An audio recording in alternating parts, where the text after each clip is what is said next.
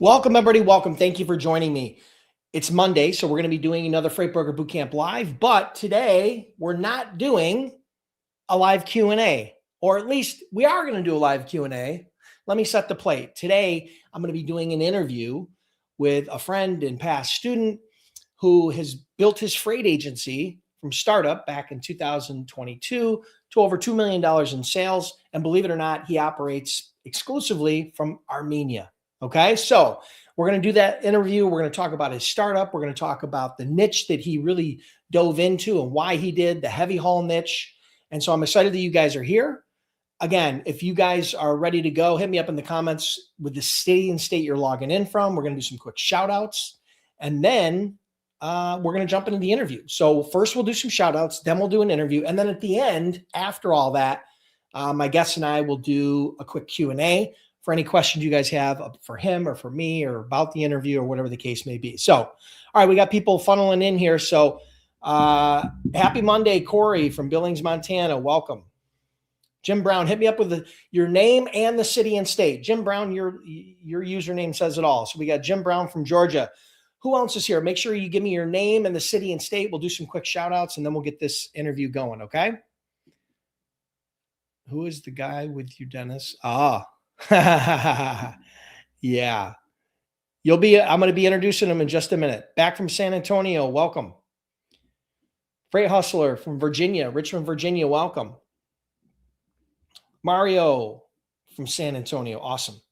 Yeah, again, give me your name and the city and state, and we'll do some quick shout outs, and then we'll get the interview going. I'm excited to introduce my guest. We're going to have a nice conversation. We've known each other for a few years. He's doing extremely well. I think he has a lot to share, especially for people that are just getting started as a freight broker or freight agent. So we're going to get started here in just a minute, so hold tight. Okay, Chris from Greenville, South Carolina. We got Fadi from Taylor, Michigan. So we got people coming in from all over the place. Thank you for joining. Again, I know it's the middle of your day, but sometimes I find this is the best time to do it when people can break away for maybe a half hour during lunch, depending on where you're at. We've got Starla from Azle, Texas. We got Lizette from, what do we got here? Avalos from Sterling, Virginia. We got Rosa, Texas. We got people from all over the place, and I'm excited that you guys are here. Again, we're going to be doing an interview today with a friend and a guest of mine, a past student, someone who has built a very successful freight agency remotely from Armenia, right? He's a freight agent. He doesn't have his own broker authority. He's an agent, and he's built a $2 million plus agency, and he's doing extremely well. And I'm excited to have him here because we've kind of been talking about this behind the scenes for quite a while now. So welcome, everybody. Thank you for joining me. We're going to get started again in just a minute or two. We're going to let a few more people get live. So again, hit me up in the comments with the city and state, your name, the city and state, and then we'll get the show on the road. And again, we're going to do the interview, and then we're going to do live Q&A, okay? So hold your questions during the interview until the end, and then I'll say go on the Q&A. And if you got questions for my guest or myself or whoever, we'll make sure we try to answer those questions for you the best we can. All right, so I think we got everybody live here. Let me just do a quick intro.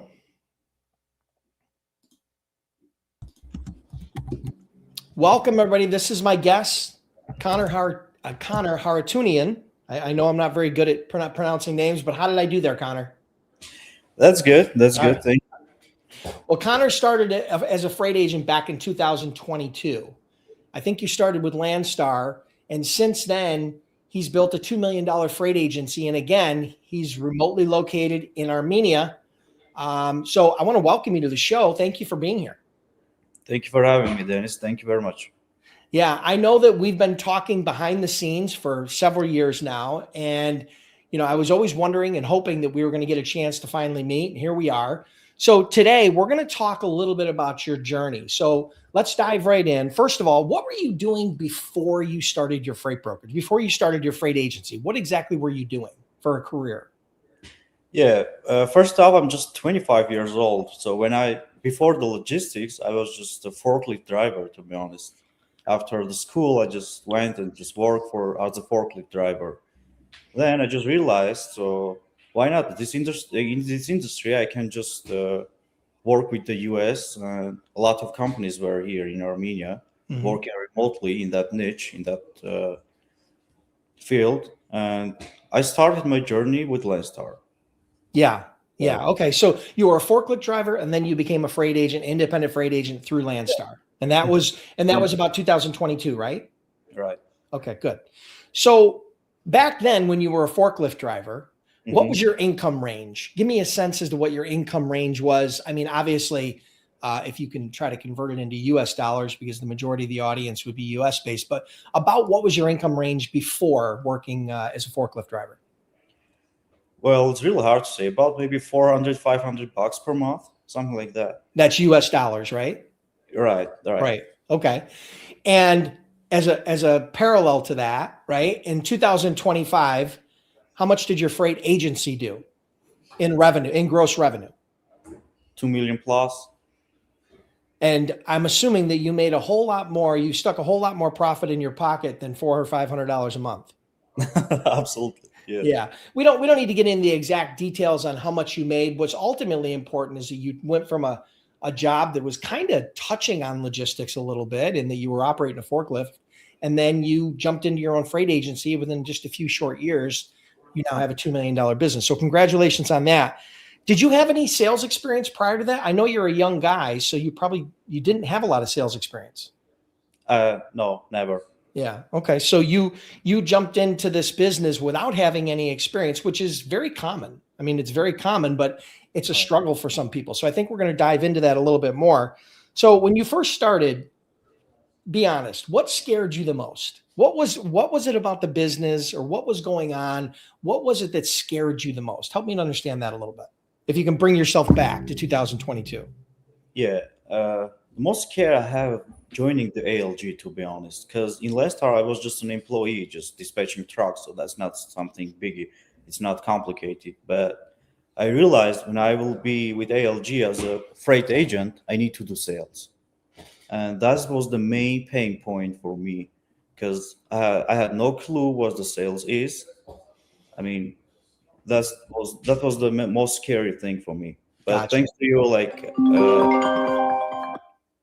thanks to you, I just could like pass through to that scare. So Gotcha.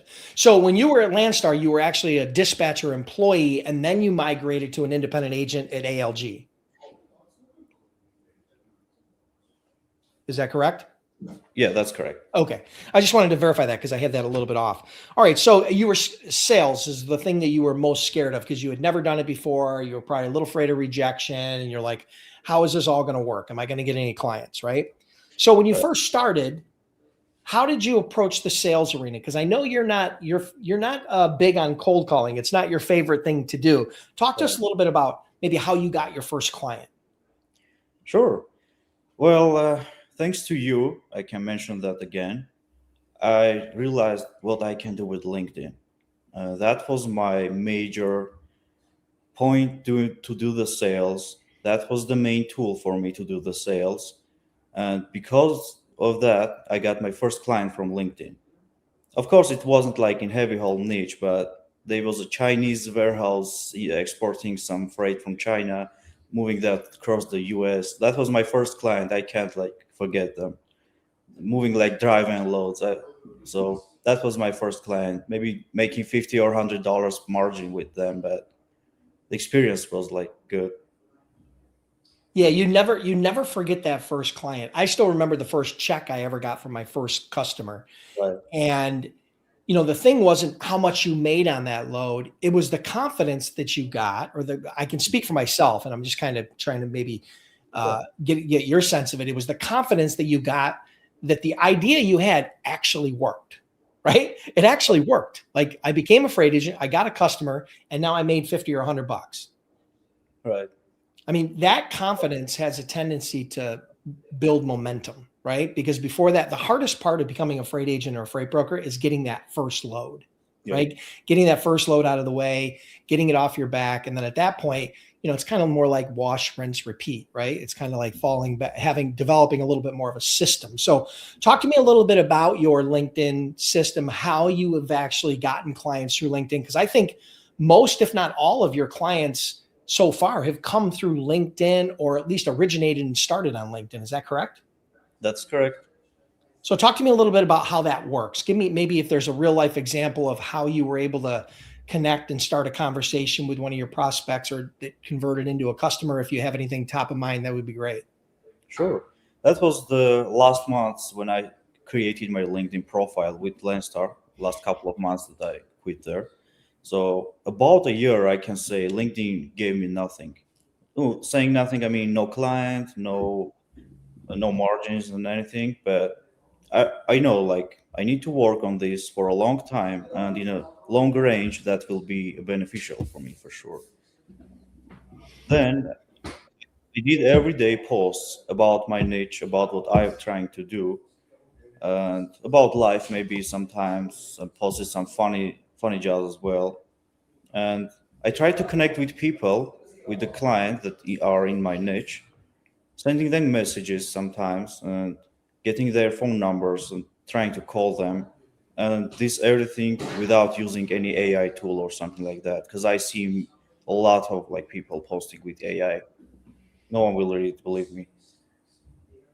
So So basically, you got on LinkedIn when you were at Landstar, but you mhm, weren't really seeing a whole lot of results. And then you migrated over to ALG. You got a little bit more aggressive with your LinkedIn. You started posting daily sure. about your niche and about what's going on in your business, and maybe just some different interesting content.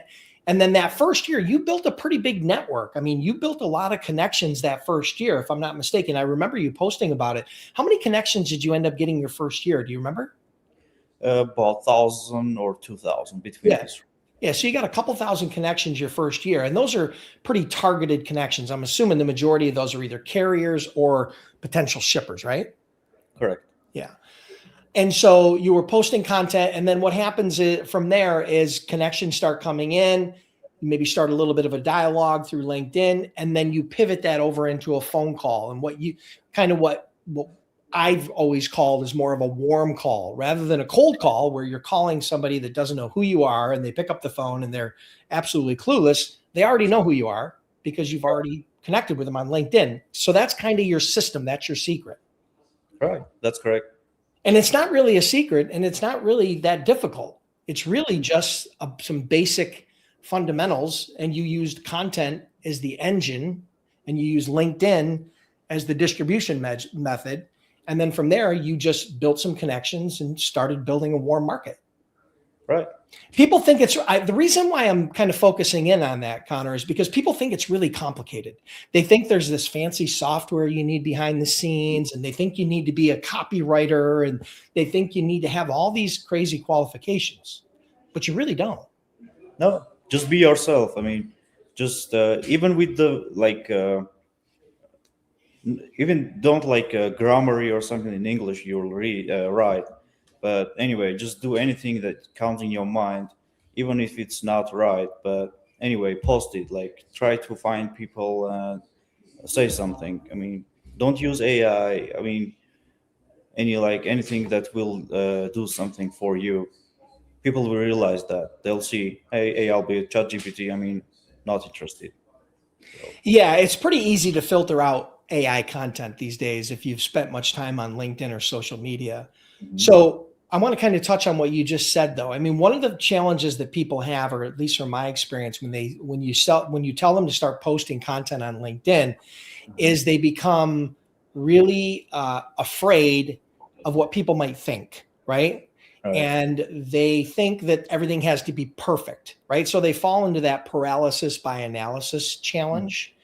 And what you said, I think, was very, very important. Even if it's not perfect, even if it's not 100%, post it anyway, because what you're doing is you're building that muscle, you're building that habit, right? If you post, I challenge anybody who's listening to this, um, post content every day for 30 days. whatever it is going on in your business, whatever it is you're thinking about in your freight niche, whatever is going on that's business related, the more it relates to your potential prospect, the better, but it doesn't have to be perfect. Do that. And that muscle is going to develop. Is that kind of how you developed it? You just forced yourself to post every day? Right. Exactly. When I I, was re- posting on LinkedIn, I didn't have a client, but after 2 3 months, someone just texted me, Connor, I see you are in heavy haul, and I like that. I have a couple of heavy haul shipments. Can you call them? I mean, I say yes, of course. And next day we moved 3 or 4 shipments for them. And inbound customers just seeing you post, and they realize this guy knows something about this niche. right. So Yeah, perfect. Because the great thing about LinkedIn is even if your post doesn't go viral, which 99.9% of your posts are not going to go viral, yeah, let's say, for example, 300 or 500 or 1,000 or 2,000 people see it, it hmm costs you zero. And if they're right, the right people, that can convert into leads and into conversations, which can convert into business. Everybody thinks they need to go viral. It's not about virality. It's about having the right content in front of the right people, right? And that's about you building your network and then understanding your niche so you can speak about it intelligently. And that's what you did. I remember when you first started posting heavy on LinkedIn. That's when we really started talking a lot more back and forth, was when you started posting and growing your network on LinkedIn. I remember that. I was watching you very carefully as you kind of navigated the whole process, and obviously you've done very well. So let's move forward here really quick. What was there ever a time during these last few years since you've had your own agency? Was there ever a time that you almost quit? Was there ever a time when things were going so bad you almost quit? And if so, why?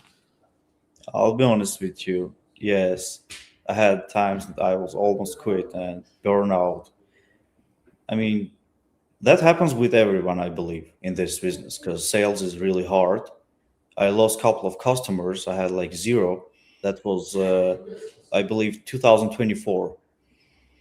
And then I just thought maybe I need to quit this business because I got customers, I lost them. But next year, 2025, I just started working again. But in this year, we're hustling like much more. And we opened the offices. We have like team now. So What helped you what helped you through that phase? What helped you push through that phase? What was it? What was going on, or how did you migrate that, or how did you get through that? because I was keep watching the LinkedIn posts of a couple of like famous brokers in LinkedIn posting every day. I see these guys are moving loads every day. So what's going on? Maybe you do something wrong, Connor. And I think 100% I'm doing something wrong because if people are moving loads every day, even in winter, even the crazy winter, so that doesn't mean market is slow, business is slow or something like that. That's mean I am slow. I'm not doing sales. I'm doing something wrong. And that thought just keeps me like pushing and motivated me to keep moving, keep going forward. So you found inspiration in some people that you were following that were having success, and then you started kind of looking at what you were doing right and what you were doing wrong, and you started tweaking some things. And then at that point, that effort kind of built some momentum, and you landed another client, and then that pushed you over the hill. Right. I love it. That's perfect. So here's the $64,000 question. And I think a lot of people are probably joining this because you're heavily involved and you've now become kind of an expert in this whole heavy haul niche. Why heavy haul? Why did you decide to get into heavy haul? What was it about heavy haul that drew you? Well, I started that with Landstar because my friend sitting next to me was doing heavy haul. He's now with me actually in ALG. I was viewing his like job, the pictures driver sending to him, and it was interesting to me. It was really beautiful, like a huge piece of freight like on the trailer. That's not just a drive in, a couple of pallets or something like that. A Right. huge transformer, 200,000 pounds or something like that. And I can do just one load and make the same profit than the 200 drive-in loads, for example, just. And the high value price and the difference that I'll be like doing something different that 60 or 70% of other brokers in this niche. I mean, in this business. Plus, that's really interesting. That's beautiful. Getting those pictures. I have about 200 pictures in my computer. Like I'm watching them every time, and that's a pleasure for me. I mean, that's really interesting. Every time it's different.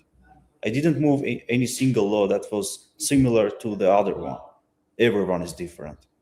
What I love about that, Connor, is that you saw something that was interesting to you and you made that your niche because you thought that it would, and that's what you decided to pursue. Because the question I get all the time from people is, what niche should I pursue?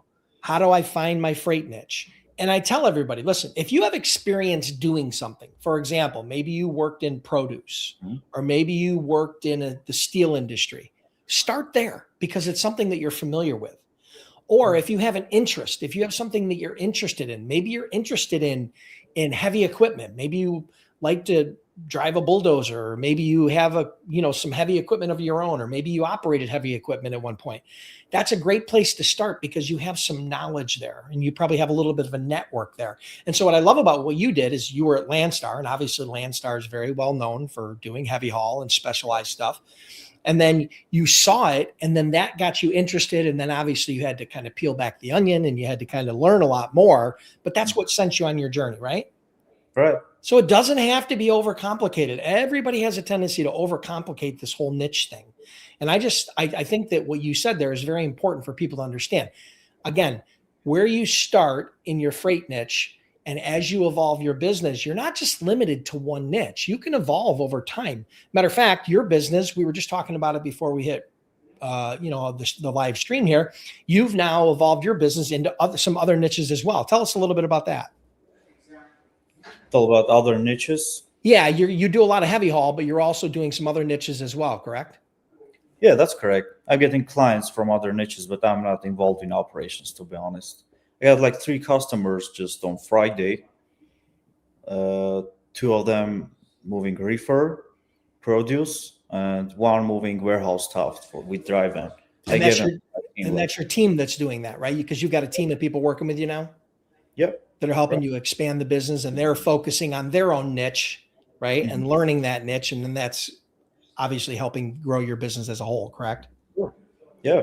Awesome. And thanks to my team, I have like team doing drive-in, reefer, drayage, hazmat. So I can diversify. If I got anything I need, I know whom I will give that client. Yeah, that makes total sense. So let me ask you this. What's the biggest difference between selling heavy haul versus selling, like, for example, dry van? You mean sales, getting the client? Yeah, like the sales process or the types of conversations, or just, you've gotten both types of clients before. Tell me what do you think the difference is? The main difference is that the heavy haul client doesn't care about the price first, because the freight that they are moving, it could cost a couple of $1 million. No one will like round for $1,000 or $2,000 if someone is like getting the call for more expensive than the other one.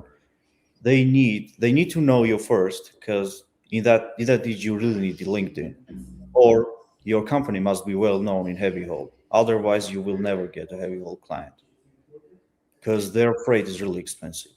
So there has to be a lot of trust there because of the value of the freight, right? Right. So before we went live here, we were talking a little bit about that, and you said it's not uncommon for these loads to be 10 or 20 or 30 or even $50,000 or more for an individual load, correct? Correct. And you've had a couple really big loads even this last year. Could you describe that? I mean, I think some of those loads were north of 100,000, correct? Yeah, the last project, like 2 shipments I hauled, each one was $160,000. Right. 320,000 check. I see that.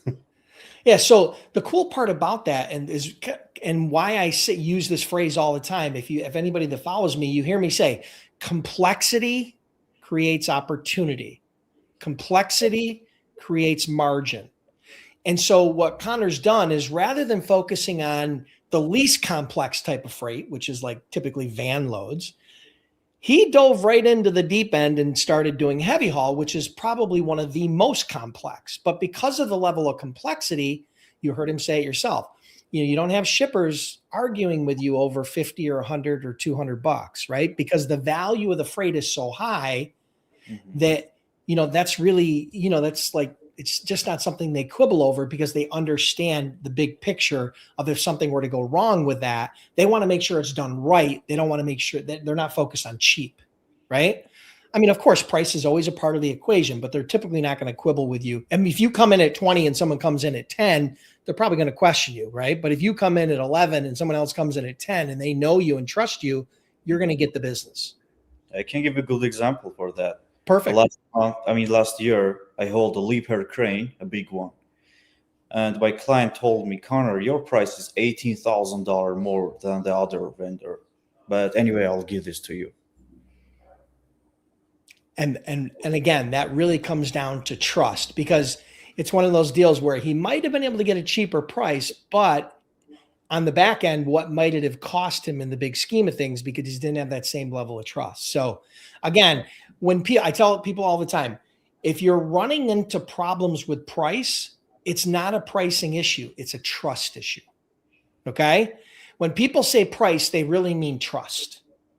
Right. So remember that as you're going through your process, if you continually struggle when you're talking to shippers and they're saying, oh, you need to be $5 cheaper, or you need to be $50 cheaper, it's really not the price that's the problem. It's the trust. Right. So yeah, I just wanted to hone in on that for a second. We're going to do a few more questions and then we're going to jump into Q&A. So is it harder to get customers in heavy haul than it is in like the van niche or the reefer niche? The short in your answer, opinion? Yes, 100%. It's much more complicated than trying to get a warehouse or any produce customer. Because only on Friday I got 3 customers in van and reefer.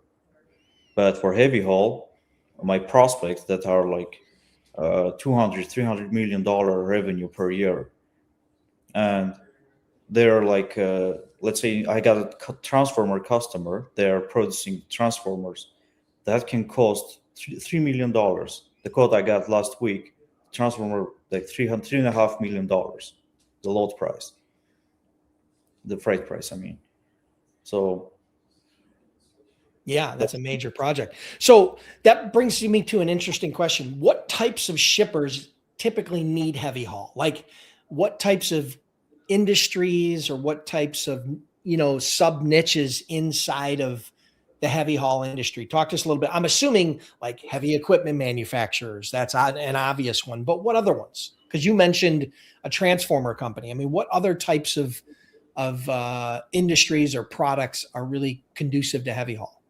yeah, sure. Oil and gas, sure. Energy sector, earth moving, construction, crane companies. I mean, they need to move their cranes. Right. I'll be honest with you. The first crane company is my client in the United States. #1 crane company. And yeah, there are a bunch of them, to be honest. Like steel companies for sure will need like heavy haul operations, aerospace. There are lots of them. Yeah. So, Think of things that are really heavy or over-dimensional type stuff, right? Stuff that's not going to fit inside of a van, right? Stuff that's not going to fit on a conventional flatbed, right? Stuff like that. You probably see them, like the things that I see around here quite often is like turbine propellers on turbines, right? You see those all the time. That's a perfect example of something that might be in a heavy haul or over-dimensional load. Okay. So here's a question before we wrap up. How long did it take you to hit your first $10,000 month in commission? Do you remember? I mean, roughly? I mean, I know you started with ALG in 24 and it's now, we're not even, do you remember what month you started with ALG? 2023, the second quarter. Okay. So you started mid-year 2023. So it's been a little over 2 years, 2.5 years. How long did it take you to hit your first $10,000 month in commission, let's call it, right? Where you as an agent were making that in commission in a month? It took me between 4 to 5 months. So it took you about 5 months to hit your first $10,000 month in commission. But without knowledge of sales. Right. Without having a background in sales and coming from a forklift job, migrating into a dispatch job, and then jumping headfirst into your own agency. I think that's pretty amazing. And you guys can hear the phone in the background, and I don't even care. The reason why I don't care is because that's the life of a freight broker. That's the life of a freight agent. Your phone is ringing. If your phone's not ringing, you're probably not making any money. Okay. So, all right. So I think that's going to wrap it up. What's a typical month look like now? Maybe in gross sales. I mean, for example, like maybe in January or February, approximately what do you think you did in one of those better months? Which one was better and how much did you in gross sales? Sure, the 2026 will be like much more better than the last year, because only on January we're at clean profit more than 100,000. So in January you did over 100,000 in profit. Right. Right. And so obviously your commissions are obviously going to be much higher, but you have a team. And so what are you projecting in gross sales for 2026? If you had a crystal ball, what do you think that sales are going to end up at in 2026? I'm thinking like about 5 million or maybe plus. And then last year you did about 2 million. Right. So 2025, you did about 2 million. Then this year you're going to do 5 million. And then let's do that crystal ball one more time. What about 2027? What's your goal? Oh, 2027, like maybe more than 15 million. Perfect. I love it. Awesome. I love it, my friend. Well, listen, I think we're going to wrap it up. Here's the last question I'm going to ask you. And I'm going to ask you this because I get the question all the time. Okay. And I want people to hear it from you, not from me, because, they always think I have some sort of an agenda. But the fact is, here's my question. Is freight brokerage still worth it in 2026? In your opinion, is it worth it if they're a driver or they're a dispatcher or there's someone who's just very entrepreneurial or is good at sales or whatever ingredients they have, is freight brokerage still worth it in 2026 to pursue as a career or as a business? 1,000% yes. So, I mean, obviously this is what you've put all your eggs in this basket to grow this business. Mm-hmm. So, I mean, what do you think, or how do you feel about the whole AI thing? Do you think it's going to help brokers? Do you think it's going to hurt brokers? Do you think it's a little bit of both? Well, right now, me and my IT guy like creating AI program for the brokerage that will help to do the quotes immediately. When you get like a quote from the client, it will quote immediately using a lot of sources, a lot of tools there. I mean, I have no clue about AI and like programming, to be honest. The guy that with us, he knows. When it will be ready or when I'll have more information about it, sure, I will share that with you. Yeah. So AI and technology is going to help, in my opinion, and you can disagree with me if you want. I think AI is a tool that is going to be incredibly powerful for freight brokers and freight agents to help them scale their operations and to increase profitability, not decrease profitability. Your perfect example. Yes, you might need less employees because you have better technology, but I think you're going to see one-man operations, individual agents like yourself that can do 10 or 20 or 30 or 40 or maybe $50 million in sales because of the automation behind it. But that doesn't replace the agent. It doesn't replace the broker. It enhances the agent, enhances the broker. And you just came up with a perfect example of a rating tool that would make a broker's job a lot easier, right? Right. But it's like a hammer, right? A hammer is only as good as the hand that wields it, right? If a hammer is sitting on the table, it's useless. But put in the hands of a skilled carpenter, they can build things that are amazing. And I feel the same way about brokerage. Right. Listen, Conor, it's been great. I appreciate it. Why don't you let everybody know before we wrap up and jump into Q&A, if they want to connect with you, maybe where they can find you on LinkedIn, or if you want any parting words, and then we'll jump into Q&A. Sure, they can find me on LinkedIn. So it would be Conor Harutyunyan. I mean, they're not going to have a whole lot of people with that exact same name, unlike Dennis Brown, where there are thousands. So you'll find him on LinkedIn. And listen, I really appreciate you being here. I want to give you a big congratulations because I've watched you from early in your journey. I'm really proud of you. I think you've done an amazing job, and I look forward to seeing that $5 million and maybe $15 million sales in the next couple of years. Thank you very much, Dennis.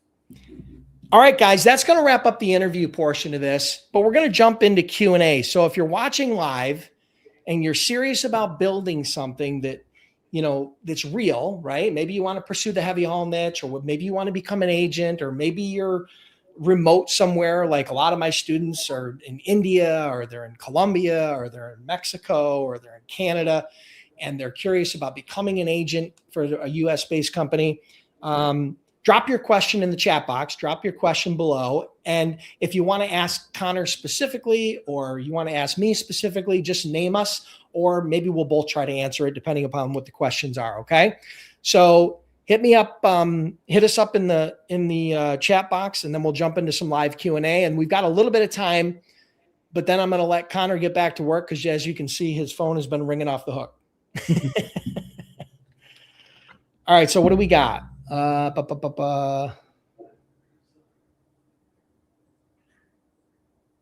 Okay, here you go. Question. Thanks for sharing, Conor. I'm also new to the industry, have signed several dedicated contracts via F2F, face-to-face, ground pounding, and feel extremely blessed. What would you change if you did it all again? So if you started over back in 2003 as a new freight agent, what would you do differently? I think that's the question from Freight Hustler. Well, I'll say I'll never do the massive like email sending, because when I have no clue about the sales, I was buying like emails of the customers and sending like emails, about 800 to 1,000 emails per day. That's useless. 99% will go to spam. Just try to be yourself and try to like be a sniper, like sniper rifle. Just use one client or two or three and work on them every day. I mean, lead, not 1,000 or 2,000 of them. That's useless. Yeah. So, and my 2 cents on that, just to kind of add a little bit of context to it, is rather than taking a shotgun approach, right, and sending out thousands of emails, that's not the secret to success as a freight broker, freight agent. You're much better off being more targeted and more precise and more strategic, more like a rifle, right? He said a sniper, right? Focus in on your niche, focus in on specific prospects, and then find a way to start a conversation. Conor, he used LinkedIn to start that conversation. Some people like to use face-to-face, like Freight Hustler was talking about. Some people like to use cold calling or the phone. Whatever that channel is, perfect that, create a system around it, and then dive in and be a lot more strategic. So I agree. Do you agree with that, Conor? I agree. Right. Yeah. Perfect.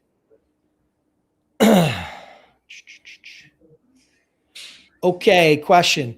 If a one-man op can do all that, why wouldn't the company bring that in-house?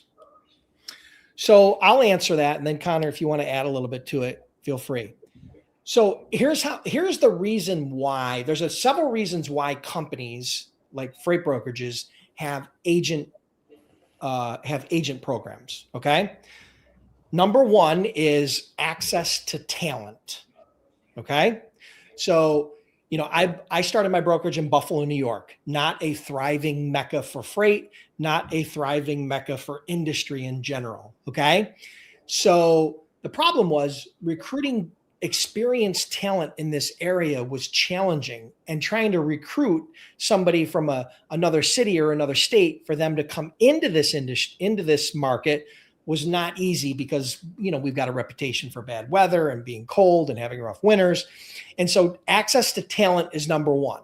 Once we pivoted to an agent model, we could partner with anybody, okay, in the country, set up an agency. And at that point, 90% of them worked from home, and we had access to that talent. And then that helped grow our business. So that's number one. Number two, the cost associated with having employees these days is the fixed cost associated with that is incredibly challenging for a lot of smaller brokerages, in particular, small to medium-sized brokerages. If Conor was located here and he was a broker, if he was in Buffalo, he might have to pay somebody a 60, 70, 80, $100,000 guaranteed salary plus incentives, plus benefits, plus retirement, plus healthcare, plus all that. So your loaded cost associated with those types of employees is really, really expensive. So there's a lot of risk there, because when you bring somebody on paying them 100,000 and they don't have a book of business, right? That's a big risk. That's a big swing, right? So the reason why people like the agent model is because it flexes their cost of sales flex with the scale of their company. So if they're doing 1 million, the cost of sales flex to here. But if they're doing 10 million, the cost of sales also flexes to here. The cost of sales never exceeds their revenue, unlike companies like Uber or Uber Freight or Amazon Freight or Convoy or any of the big digital freight brokerages, right? Where they had a lot of fixed overhead and their cost was much more than their revenue. So a lot of companies like that flex for the agent model, right? Say they don't have to pay payroll taxes on agent salaries. So there's a lot of benefits associated with the agent model. I mean, Conor, did you have anything you wanted to add to that? But those are a couple of the primary reasons. And I'm not saying that every company is going to, do an agent model. An agent model is not for every business. But I think the agent model works really, really well, especially for small to medium-sized brokerages, as a way to scale without having a lot of fixed cost. Yeah, I'm sure you said everything right. Okay, you got this. I got the stamp of approval. Perfect. All right. Okay, here you go. What tools do you use to account for the permits and escorts? That's teed up for you, Conor. So for permits and escorts, how do you handle that? Well, there's no tools that I'm using for these permits and the escorts. I have a couple of connections. If I need anything to check in the specific market, specific like state, I contacted them directly, talk with them. But I'll be honest with you, most of the time, this is something carrier must to do, because I can do that just knowing how much it will cost us, but the carrier must do that for having them in hand. The permits, the escorts, police, and everything. That's responsibility of the carrier. Yeah, with heavy haul, it's the responsibility of the carrier to manage all of that. They have to, before they quote you, they've got to know what permits are going to cost. They got to know what escorts are going to cost. They got to know all the ancillary costs, rather above and beyond just their driver, on what it's going to cost for that load. That's the reason why it's not uncommon for one of these loads to cost 10 or 20 or 30 or 40 or $50,000, because there's a lot of moving parts, and the carriers are ultimately responsible for that. Now, I'm sure Conor, being around heavy haul as long as he's been now, understands how permitting pricing works and understands how escorts work and all that. But the reality is that's not an extra cost he has to take on himself. But knowing it is beneficial when he gets rates and quotes from different carriers, because he'll know whether they're maybe quoting him a little bit high, or maybe he'll be able to try to sharpen the pencil a little bit if necessary on a specific project. Agreed? Exactly. Perfect. Okay. I've been calling and trying to get customers for the past few months with a flatbed niche, and I'm having a hard time trying to get customers. What am I doing wrong? I've been a driver for 16 years. Okay. So I'll jump in, and then Conor, you can feel free to add whatever you want. I don't know that you're doing anything wrong, because it's hard for me to really break this question down without really having more of a one-on-one conversation with you, because I'd have a lot of questions for you that's really not conducive to this environment. But I'll give you a general framework of what happens with most people like yourself. First of all, the fact that you are a 16-year driver is a huge benefit to you being an agent or a broker. Here's why. Nobody knows what it takes to pick up and deliver a load on time in good condition better than you. Not Conor, not me, not anybody. You're a driver. You understand. You've sat in the seat, right? So you have that experience. So don't look at that as a negative. Look at that as a positive, right? You have all that experience, but that experience is only as valuable as you communicate that experience. So you need to be able to that should be a part of your story. That should be a part of your brand. That should be a part of your sales pitch. That should be a part of your LinkedIn post, right, Conor? Right.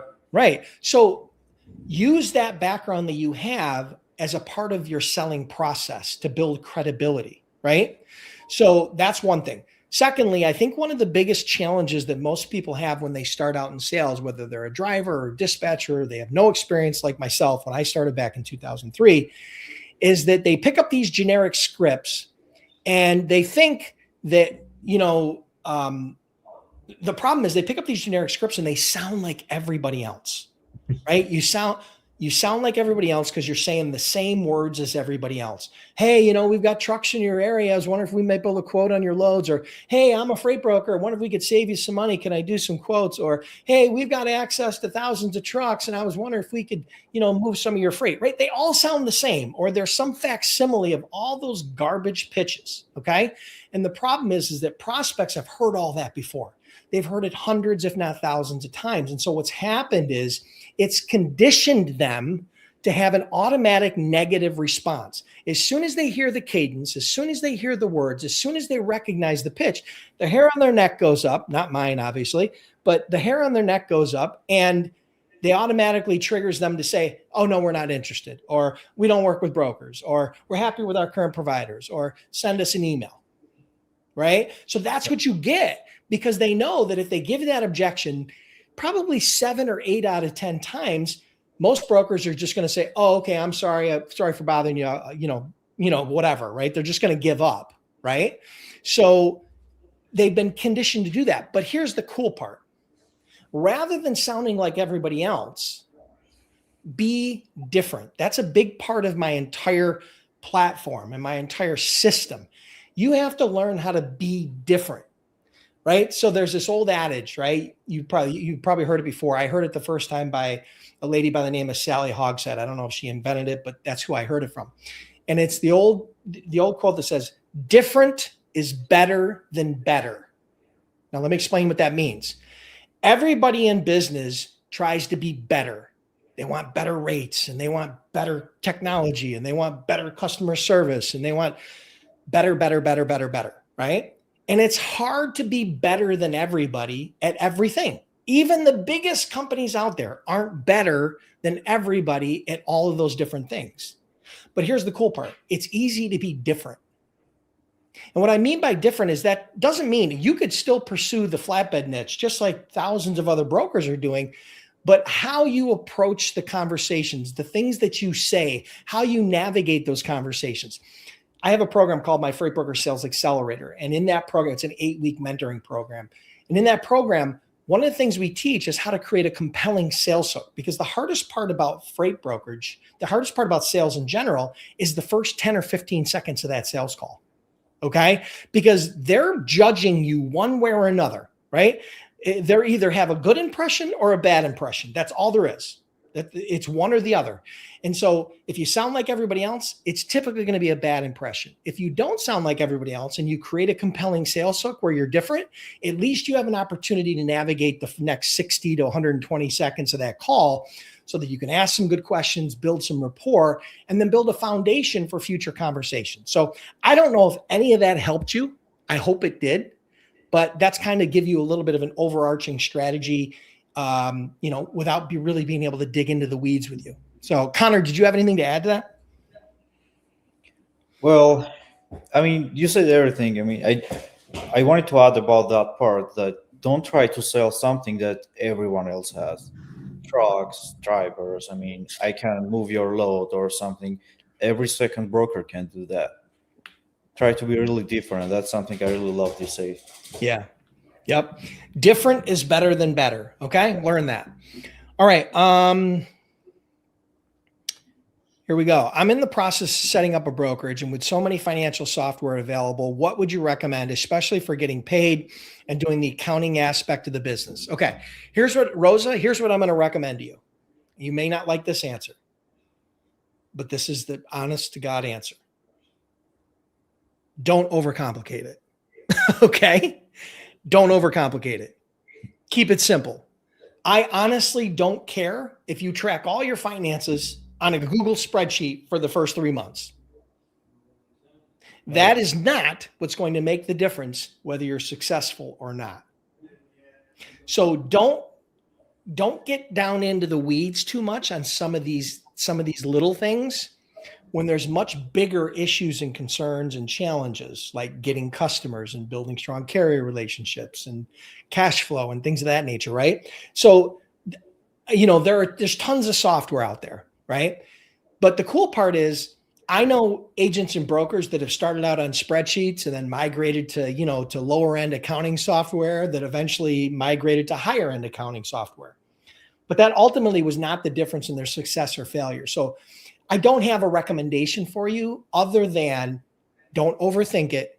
Keep it simple, because if you don't keep it simple, it's going to take up too much of your time and you're going to focus on it too much and it's not going to drive your revenue. So that's my 2 cents. Anything you want to share, Connor? No. That's it. All right, cool. I guess I'm getting some of the answers right today based on what Connor's telling me. Okay. What's the turnaround time on a quote from carriers? And do you rely on a large pool of carriers? So in heavy haul, what's the turnaround time on a typical quote for you? Well, it depends on what kind of heavy haul is that. So it's like it could be something that needs to be worked on for about a month. I mean, to get the permits will take a month. But it could be like easy one that every carrier has the annual permit and that can be quoted in just the same day. But I had a couple of like shipments. I worked on them like about a week or so. And we Yeah. got the permits for about a month, then we like moved the load. Yeah. Remember what I said earlier. Complexity creates opportunity. Complexity creates margin. Right. So there's very basic heavy haul loads that are not very complex that Connor Hmm. can whip out a quote the same day. There's other loads that he has, which are much bigger projects, much more challenging, higher value freight, a lot more at risk, right? Where it might take him a week or a month to put everything together, Sure. right? So again, think about it that way. The more complex it is, the more likely that shipper is going to understand that you're not going to turn around a quote in 5 minutes like a van load.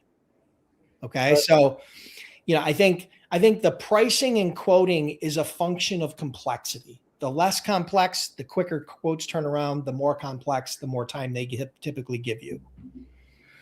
All right. What does your quotation process look like? How do you handle super load quotes? Talk to us a little bit about that. The quotation part like starts choosing the right carrier first. Then understand what typically I need for every state and for that exact cargo. Then understand how much the permit, the escort, the police, bucket trucks, and everything will cost me. Plus, to talk to the carrier to see how much he is looking for. Then gather all the numbers together, add some margin, quote the customer. So when you do the quote, Mhm. you're getting the trucking component of it from the carrier, but are you actually adding all the ancillary charges on yourself, knowing what they're going to cost? Are you actually paying for those separately out of your end, or is that something the carrier is doing? How does that work? I mean, or does it vary from load to load? I do my due diligence myself as well because I need to know how much is that cost in the market. Because carrier just can't like turn to me and say, a bucket truck will cost $20,000, but I know it won't. So they can say anything if you don't know the Right. real answer. So you got to be educated. You're educating Oh, yourself on those specific requirements so that you're able to keep as competitive as rate as you can, but at the same time, make sure that you're not running into issues because you make sure you're dotting all your I's and crossing your T's. I'm not like contacting only the carriers. I contact the crane companies as well because I need to load and unload, and Right. sometimes they might ask me to do that. Yeah. I contact the engineers doing the jack and slide loading and unloading. So it's not something like easy to do, but anyway. No, that makes sense. That makes total sense. Thanks for clarifying that. I'm glad. Thank you for asking that question. That's a good question. Mhm. Is it wise to start a brokerage and just have agents to generate income? If so, what would be my responsibility as the owner of a brokerage? All right, I'll start and then you can jump in, Connor. Mhm. So here's the misconception. And I'm going to be very upfront, very honest and transparent with you. If anybody thinks they're going to go get their freight broker authority and then they're going to have their brokerage, and they're going to go out and hire agents, and those agents are going to build the business for you, I would tell you not to waste your money, not to waste your $300 on your application fee, and not to waste your money on your bond, because the probability of that working is slim to none and slims out to lunch. Okay. But here's what you can do. Here's the strategy that can fully get behind.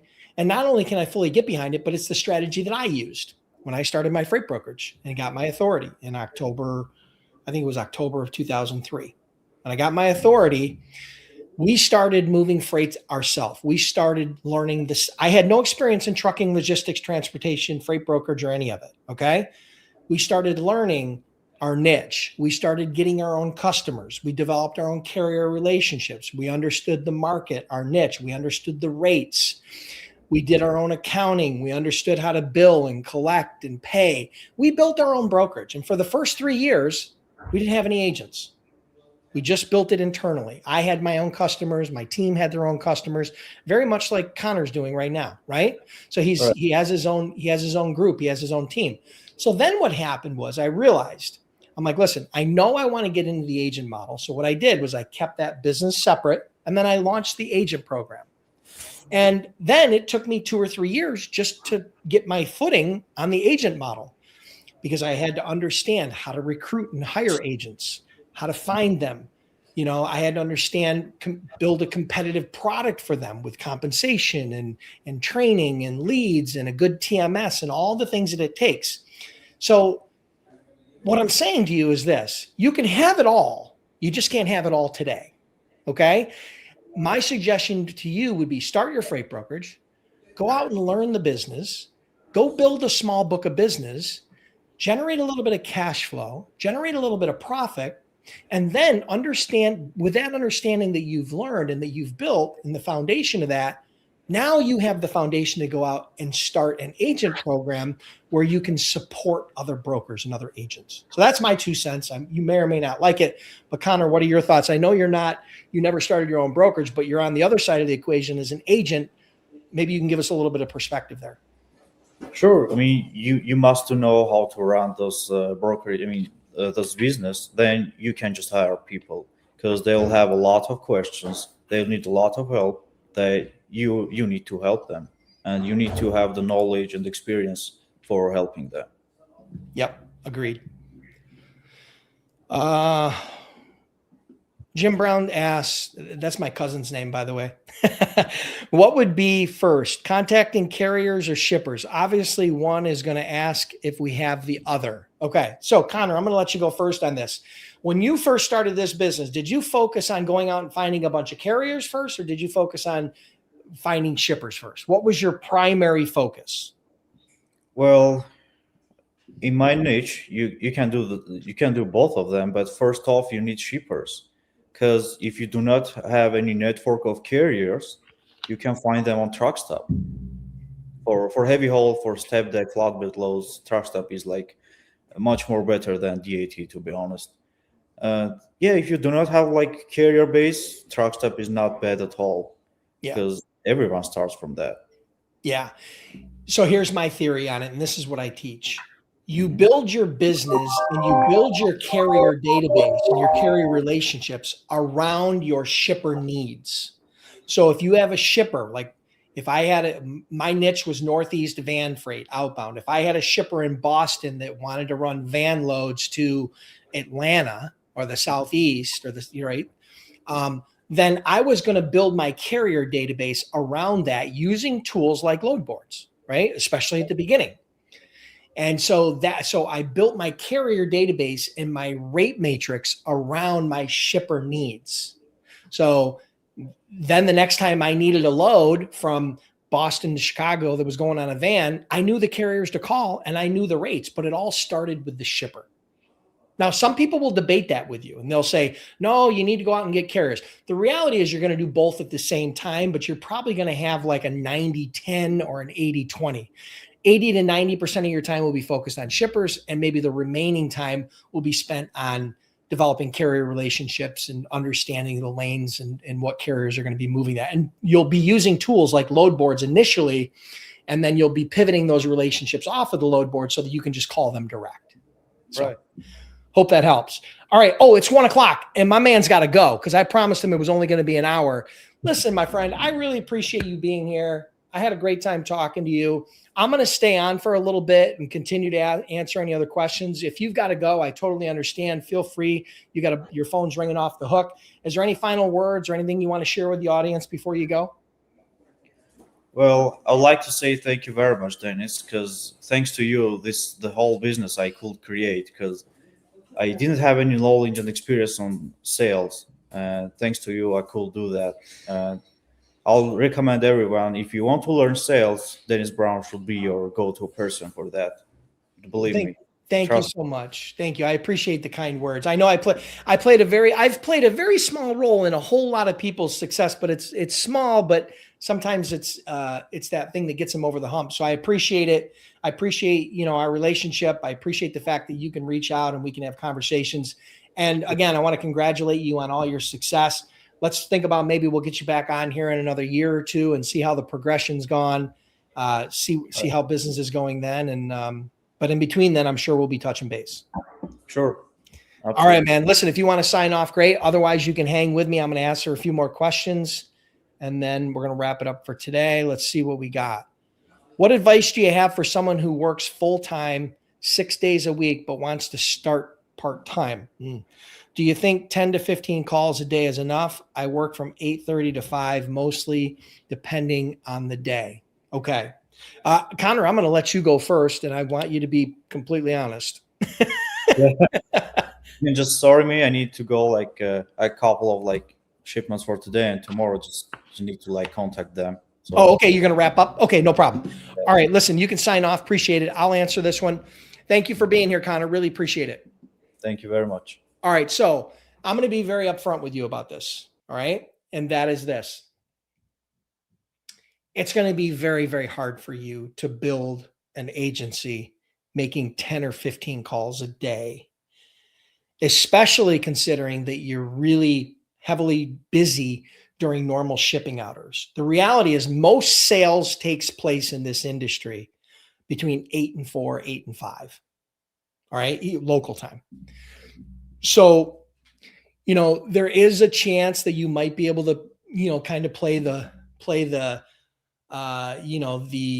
time differential, meaning if you're on the East Coast and you're getting out at 5 o'clock, maybe you could call West Coast companies where it's only 2 o'clock. There is some possibility there. That would be probably the only possibility. But I'm going to be upfront with you guys. It's not, people ask me all the time, it's not a side hustle. It's something that requires real dedication and real time. Now, I've had students that have went on and done this part-time, but they were able to spend usually at least a few hours a day during normal business hours building their business. And then they parlayed that over time. It's slower, but then they got their first client, and then that first client kind of proved the model and built their confidence. And then eventually they had enough confidence and enough profit coming in that they could pivot away from their day job and move into this full time. So that's typically the route. But you're telling me that you're busy from 8:30 to 5 p.m. at your full-time job. And that concerns me. And I don't want to mislead you. I don't want to give you the wrong impression. Is it possible? Yes. Is it going to be really hard? Yes. So that's my 2 cents. Hope that helps. All right. Last question, I think. Once new, fresher freight broker agents find a shipper and book a load, how much should their commission be at minimum in freight brokerage? And how much should the freight brokerage company take? Okay.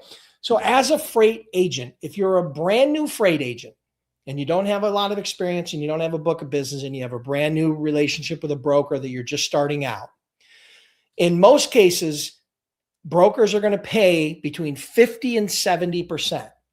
50% is typically for startups, brand new agents, and 70%, 60, 70% is for higher volume brokers that have been with them longer. So most new brokers are going to get 50%. You will occasionally hear where some brokerages are only offering 40%, but that's of the total profit. So I'd say on average, it's about 50%. So that means if it's $1,000 load to the shipper and you're paying the carrier $800 and there's $200 in profit, If you're getting 50%, that means you would be getting $100 of that $200 in profit for you, and the other 100 would go to the broker. Now, as you continue to go up, like for example, Conor, I think Conor's getting like 67 or 70% commission on his shipments now. But when he first started out, the commission was lower, and then eventually it ramped up over time. So I hope that helps. You work for FedEx. So I'm en route every day. I can take an hour out of my day just for calls. If you can dedicate an hour and you can really dig in for that hour, you can really, over the course of 2 or 3 months, you can start building some momentum. The key here is this. You got to get that first shipper. You got to move that first load. The hardest part of this whole deal is just moving that first load. Once you do that, everything gets exponentially easier. But there's some learning in between here and there. And there's some sacrifice between here and there. So if you think you can dedicate time, 5 days a week, Monday through Friday, and you can do it consistently, then I'm gonna support you and back you and give you all the enthusiasm and encouragement that I can, because I'd love to see you be able to migrate away and start your own business. So hope that works out for you. Listen, thank you guys so much for being here. I really appreciate you guys being here today. I hope you guys enjoyed the interview. I hope you guys enjoyed the Q&A. Before you go, if you're curious about becoming a freight broker and you're just starting your journey, you're just curious about, hey, how do I get started as a freight broker or freight agent? You guys can check out freightbrokerbootcamp.com. I've trained over 10,000 students. That's an online self-paced course that will teach you A to Z how to get started as a freight broker or freight agent in 30 days or less. Okay. Again, I've trained over 10,000 students, and we offer a 60-day, 100% unconditional money back guarantee. If you are already past that stage, maybe you're ready to launch as a broker or ready to launch as an agent, and you're getting the ball rolling, but you really need some help with sales. We talked a lot about sales today with Conor, and he talked about how I was able to help him with sales through a lot of my trainings. If you're curious about sales and you think that's going to be your biggest issue, check out freightbrokerbootcamp.com/waitlist. That is a waitlist for what I call my Freight Broker Sales Accelerator program. That is a live coaching and mentoring program where I work with you. I work with you specifically, and I teach you my entire freight broker sales system. I take that piece of my brain, I transplant it into your head. It's the same system that I use to do over 200 million freight broker.